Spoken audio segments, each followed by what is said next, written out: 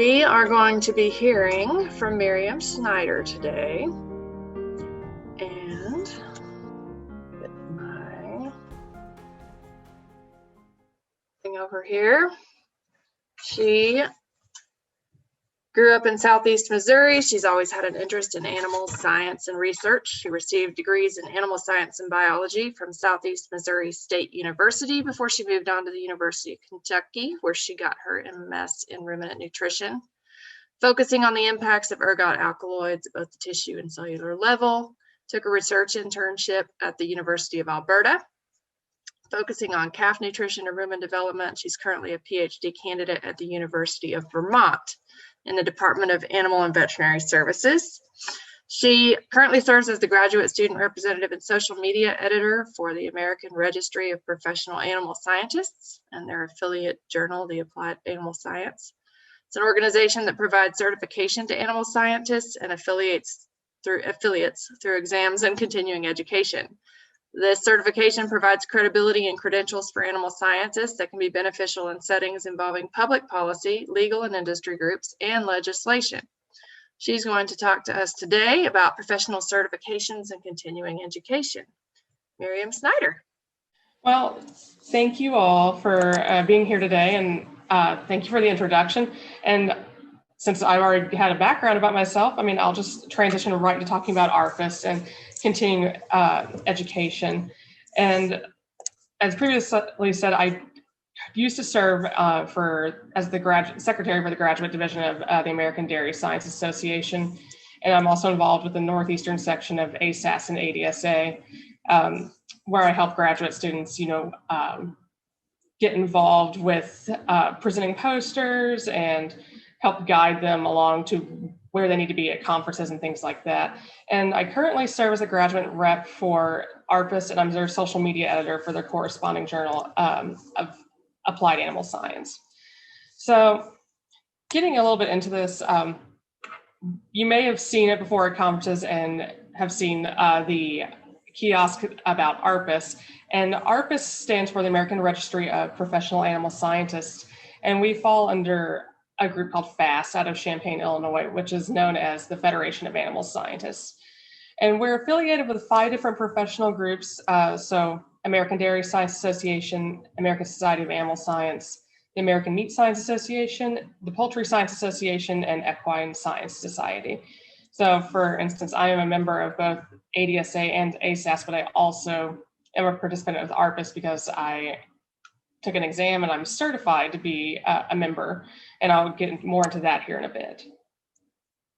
So ARPAS has been around since around 1974 or so, or at least its forerunner has, and it's gone through multiple updates throughout the years. And we have members from outside of North America, so it's not just the United States, Canada, and Mexico. Anyone from around the globe can take this exam and be a registered scientist with all the rights that come with it.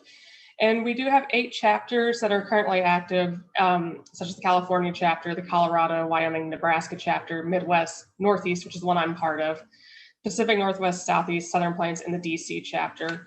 The California, as far as I know, the California, Northeast, and DC chapters are pretty active. For instance, so for the Northeastern chapter, just last year, we had a virtual poster contest, and we submitted a 10-minute presentation about our research to a panel of judges. And normally we would have held this in Hershey, Pennsylvania with the typical dairy nutrition conference that goes on down there. But because of COVID, we had to do this virtually. So depending on the chapter, it depends on what you get to do. So like for us, we do graduate student research contest because we're trying to do outreach to graduate students. The California chapter, they have opportunities for people to win scholarships. And they also do a lot of continuing education stuff. They have a really nice website if you're interested or in the California area and want to see what they're doing. They always have some sort of conference going on, and their website has a really nice video about why you want to become a member of ARPAS. I tried to include that in this presentation, but it didn't exactly pan out. So again, just other chapters offer different services, and it depends on your geographic location. So why choose ARPAS? Our vision is to be a recognized source for certified professional animal scientists, and we want to be able to serve animal producers, industry professionals, and provide research-based technical information. So one of the main reasons we want to do this is this provides registration for competent animal scientists. And on top of that, there's this need to sustain our professional competence. And tying into that, we would like to enhance our stature and credibility. And this has been proven to be useful for a multitude of reasons, because this has helped develop policy, and it's allows people to be seen as a credible witness. Say you get actually be asked to go as a witness for a court setting, they actually do like to see these letters behind your name and see that you are a credible scientist. I know I've had a few people see the letters in my CV or on my email signature, and they want to know more because they assume that just because I work with animals, I'm a veterinarian, and they don't realize there's something outside of veterinary medicine. So on top of that, we think that ARPAS is beneficial in promotion of the animal science career. And finally, this is really important, is for professional recognition. You put in the work, you want people to know what you're registered to do. And this has been important for both industry, companies, consulting.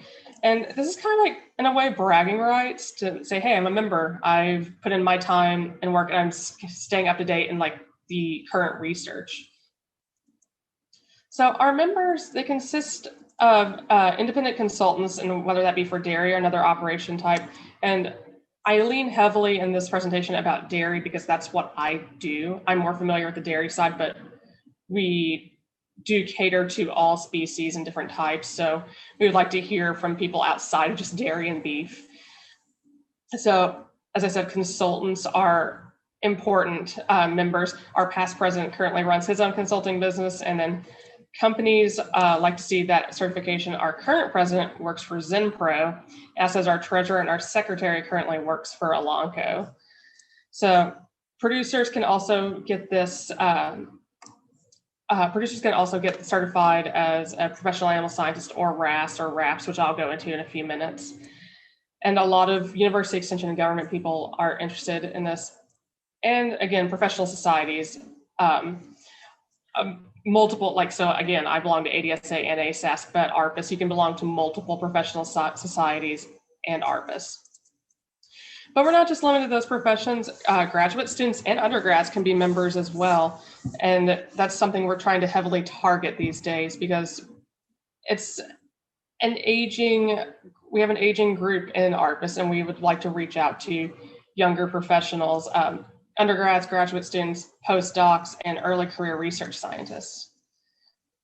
So there are a few categories of certification for me and for probably a bunch of people. There's professional animal scientist, or PAS, and it's based on your degree, your experience, examination, and your continuing education units, which I'll discuss in further detail. You could be registered as a registered animal specialist or a registered animal product specialist. And this is similar to the PAS designation, but it's not based on a degree. So if you don't have a college degree, but you have all the experience in the world and take an exam and follow up with webinars and continuing education, then you can still register and have this and be associated with ARPAS. There's also the board certification, also known as a diplomat, and this is the highest requirement. It's available to those with a master's degree or a PhD. And again, it depends on your experience, examination, and you have to fill out an application. It can tell you who qualifies for this, and it's the highest level of certification. So there are multiple membership types. So like I mentioned, there's a student section. There are undergrad and graduate students, and it's available to full-time students, and it does require verification from a major professor to qualify. And student members, they're usually required to complete the application exam process, and this includes payment of fees, which I will get to that fairly quickly.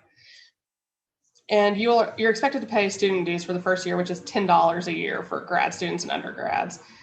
And I've been mentioning it for a while, this continuing education units, they're not required for your full-time student members. But you can upgrade from a student to an associate PAS or RAS or RAPS. You do need a degree if you're going for the PAS designation. And again, you'll be granted full member status once you graduate and you get the full experience that you needed that's outlined in the guidelines on our website. And for the RAS or RAPS specialist, you need 2 years of experience and it has to be in a related area of specialization or species. And again, no degree type. For the full membership, for the master's degree, if you have a master's degree, you need 2 years of experience. And with a PhD, you need an additional year of experience. So, and our last membership type is an emeritus membership, and it's available for those who have retired, probably not any of us anytime soon. And there is a form online for that, should you reach that status. So what do we do as an organization? We provide certification through an exam, continuing education, and we have this commitment to ethics, and you can find that statement on the website, but I will cover examination and continuing education. And we also have a journal known as Applied Animal Science. It was formerly the Professional Animal Scientist. We underwent a name change back in 2019, I think, but we rebranded ourselves as Applied Animal Science, and I'll touch more on this in a little bit. So for the application and exam, your application, you can find the form online, and you provide it, because now it's all because of COVID, we're doing everything online. Normally you could go to a conference to fill out the form, pay if you need to, and then go sit in a room for an hour or two and take your exam. But now because of COVID, we're all online, and you need to complete the application form, and there's a fee of $25 to take the exam. However, if you're a graduate student or undergraduate taking the exam for the very first time, that fee is waived. And so you'll need to register 3 days before a scheduled exam. I do have a schedule of exams I will pop up here in a bit. And like I said, there were paper forms, but now that we're electronic, it's a proctored form it's a proctored exam you take online. You use a computer and a phone so someone from the main office can watch you. And then you need the computer, of course, to take your exam. And you get 2 hours to take this exam. For me, it only took I think 40 minutes at most. And it's multiple choice format. I think you need a 70% to pass it. And you know automatically now, that's the nice thing about the electronic exam, you know automatically now if you're going to pass or fail. And you can retake for free after 30 days, although you have to retake it within 90 days of the original test date. So there are multiple areas of examination that includes your beef and dairy, goats, poultry, sheep, swine, your lab animals, equine, and companion animals. And there, like I said, there's numerous species. You can also take it in aquaculture, feed management, meat science, dairy product science, and poultry products. I picked personally beef and dairy because these are my areas of expertise, but I've had friends take the companion animal and swine exams as well. And I've known people to take the equine one, but they seem to apparently, with the equine exam, there's some struggles with it. We've looked at the exam over and over to see if there's an issue with it. It just maybe seems harder than it should, but I've known people that have passed it and been fine. And when you look at our governing council and our journal articles, and a lot of our exams are mostly dairy and beef, you see mostly dairy and beef scientists, but in nutrition as well, but ARPAS is more than just dairy and beef. The questions are in multiple choice format, and they can range from things as nutrition to genetics to basic stats. So for me, the dairy exam had things like milking parlor practices and some things I hadn't thought of since my undergrad, like reproductive hormones. And you could be asked basic math questions and conversions. I know I pulled a couple of these offline. That for dairy, they can ask things like, what's bloat essentially, or what do you add to swine diets? That's port availability. They even ask stats questions. So brush up on stats if you're uncomfortable with that. They're pretty basic. It's not asking you to calculate a diet based off of this or anything like that, or solve this huge statistical problem. It's all multiple choice, and it's meant for you to be done within 2 hours. There's also something further, and I think we're still doing this. It's board certification provided by the American College of Animal Sciences. And it's for specific disciplines in the College of Animal Science, and that includes animal behavior, food science, your breeding and genetics, nutrition, physiology, and welfare science. So Again, a reminder, if you are interested, fees for this are waived for the first exam for graduate students. And if you're interested, you can contact me or the main office, which I have at the end of this presentation, I have contact information. And again, it's proctored via Zoom. And the next 3 exams are April 13th, May 13th, and June 15th. Although with the ADSA and ASAS coming up in July, if you're going to either of those, they may be offered in person as well. So I just touched on examination, then we'll move into continuing education. So ARPAS, we review programs and approve events that qualify for continuing education units or CEUs. And this can be webinars, conferences, or professional development workshops. 16 credits are required annually to ensure members stay current in their field. But as a graduate student or undergrad, you don't have to worry about that until you transition to a full member. And some of these are really great, like you only have access to as an ARPAS member. So back in early January, we did a new advances in dairy efficiency webinar. It was meant to take place last summer in conjunction with ASAS, but again, we couldn't meet because of COVID. So we moved it around to January, and we had this link available only to ARPAS members and ADSA members, and the link was available on both websites for a limited time. So sometimes you just get access to things that other people aren't going to get access to. But other times, it's nice we do certify things that you don't need to pay for or be a member of. So the University of Wisconsin offers a really nice series of Badger Dairy Insights, and they're worth at least 1 or 2 CEUs. And I do encourage you to explore the website so you can see upcoming events, because generally, except for our symposium, these are generally free for people to register and view. So right now, this is what we have coming up. So we have a herd health and nutrition conference coming up through Cornell, and then we have webinars through the AMTS, the nutritionists that are coming up. And then we also have like designing grazing systems and the Tri-State Dairy Nutrition conferences coming up. This is not an inclusive list. We also have things relating to like poultry and swine coming up. So I mentioned briefly about the journal Applied Animal Scientist, or Applied Animal Science, and it was formerly the Professional Animal Scientist. And yeah, we underwent a name change and remarketed ourselves. We have a site score of 1.3, but we're still too new to have an impact factor. So next year we should have that. And we work hand in hand with Elsevier, and you can read our press releases on our social media pages. And if you publish with AAS and have a Twitter or an Instagram, let us know and we can give you a shout out and tag you and promote your work and research. There are multiple sections for AAS, and we recently had a call for papers related to dairy feed efficiency, and we're looking at launching 2 more journal campaigns later on this year.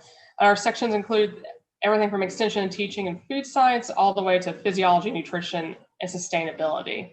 So there's a place for anything here, and that it could be from dairy to equine, poultry, forages, and feeds. So there is a spot for anybody. So this is my main job, is I do social media outreach, and we do have an Instagram page, Twitter, 2 Facebook pages, and a LinkedIn, so come find us. And this is an attempt to reach, I guess, a younger audience. We're looking, again, for grad students, postdocs, and early career researchers who'd be interested in even doing takeovers. So basically, we would send you our login credentials, and you could take over for a day, a week, whatever you want. And you could highlight your research, publications, interesting things about yourself, or what it's like to be an animal scientist, like a day in the life of an animal scientist. And if you don't even want to do that, but have a publication or award that you received and you want it featured, send it to me through email or direct message on Twitter or Instagram, because they come to my phone day and night. So I'm usually pretty on top of things. So values to you. You will have access to Applied Animal Science. Normally you have to pay to view it, or if you don't have a subscription through your university library, but you do get access for your $10 fees a year for Applied Animal Science. And with that, it helps you stay current in your field, whether that be through the journal or attending continuing education webinars, conferences. And it kind of provides assurance that to those that you serve, that you're getting advice from a professional who keeps up to date. And this proactively positions animal scientists for a long time when some form of licensing may be required to practice certain sciences. And again, this provides a readily available pool of credentialed animal scientists. And this helps with recognition of your abilities and knowledge to others. And again, with policy and international affairs, it's been really useful. So you also learn basically from your continuing education how to apply relevant cutting edge techniques to real world problems. But for me, the biggest one has been networking. The networking side of things has proven really invaluable to me. And so for me, I know I sometimes get stuck in a rut and I see the same people all the time because we all work in the same species or in the same field. And ARPAS has helped me meet some pretty influential scientists both in and out of my field. I've met people I probably would have never talked to otherwise because we're not at the same meetings. So it could be beneficial in forming new collaborations with people that you didn't even think you'd ever meet. So moving forward, kind of to reiterate what I was saying, we are looking to form a graduate student and young researcher division. So from ADSA, we have a graduate student division. I'm certain that there's one for the Poultry Science Association as well. I'm not entirely familiar with it, but we're looking for a younger voice and representation to the Grand Council or the Governing Council. And we're looking preferably for graduate students, postdocs, or researchers from each animal and product category because we don't want just dairy and beef, they're great. But we hear a lot from them too. We want full representation of everybody. And we would like to eventually plan events that specifically target early career researchers and grad students and help them move forward in their career and help them stay active with ARPAS. So if you're interested in serving or helping develop a graduate student division or would like to do a social media takeover, please let me know and we can share these slides again. Or contact me or contact Brittany Morstatter. She is our fantastic administrative person over at ARPAS over in Illinois, and she'd be more than happy to help as well. And so with that, I'll take any questions. I had a video from the California chapter of ARPAS I wanted to show you, but it didn't work, so you get a video 2 summers ago, some of my jerseys grazing. So, with that, I will take any questions. I know that was quick, but does anybody have any questions, comments, anything they would like to talk about? Well, I had a couple of polls, but for some reason I don't have access to them anymore. But if anybody has any questions, pipe up and we'll make sure that those get asked here. It's been really interesting. I know that continuing education is really important for it's been kind for of any professional field, really. It hasn't. This year has actually been pretty. It's been nice despite the fact of COVID because we've actually been able to do a lot more webinars because usually these are in-person type things you have to go to, and it can be kind of difficult to travel sometimes to get to these things. But because everything's virtual, like I can go to a webinar here, there, everywhere. It's been really nice. Yeah. Okay, well, I don't know what happened to my polls, but it looks like I haven't had any questions yet. If you have a question, you can unmute and speak up. Give you just a couple of minutes here. Bernard asks if you can share the website. Yeah, definitely. Hold on, let me see if I can pull it out of the middle of nowhere.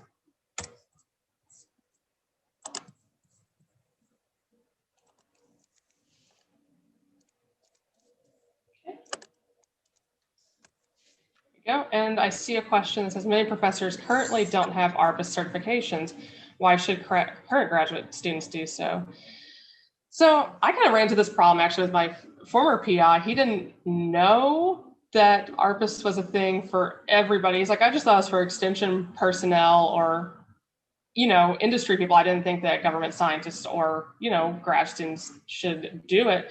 But I think we should be members of ARPAS because again, it's starting, our demographics starting to get to a little bit on the older side, and we're starting to see a lot of people retire out, and we want to keep ARPAS going. So we do need younger people involved, but we also I think graduate students should be involved because it does provide them with up-to-date knowledge. Like I said, the symposium we just had was stuff that was just targeted to ARPAS members. And I think a lot of people missed out because they didn't have the certification or they didn't take the exam in time.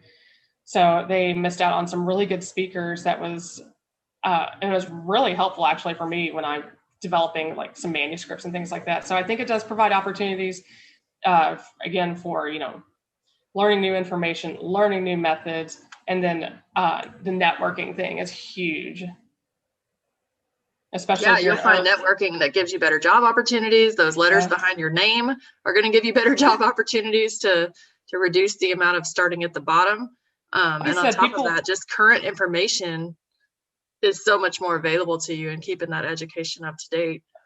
Even as you come out of graduate school, a lot of stuff comes from books that may have been written a few years ago. And, you often find when you get out into the field that there's current information that wasn't, maybe there yet. And it's good to have access to all of that.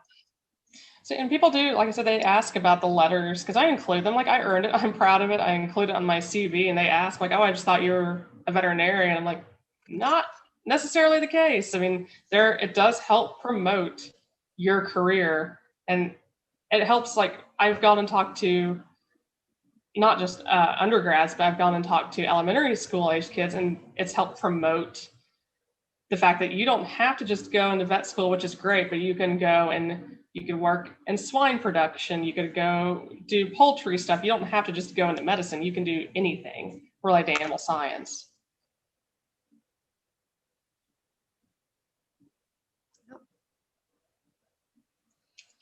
Well, do we have any other questions?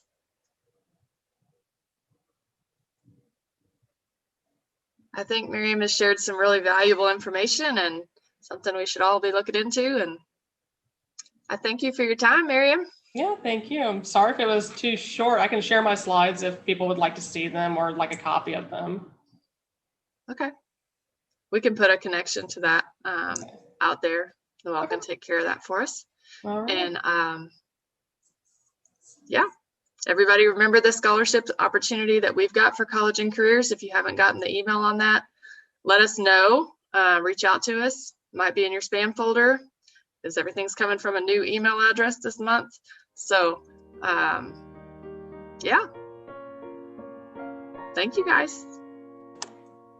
Thank you guys. Have a great weekend.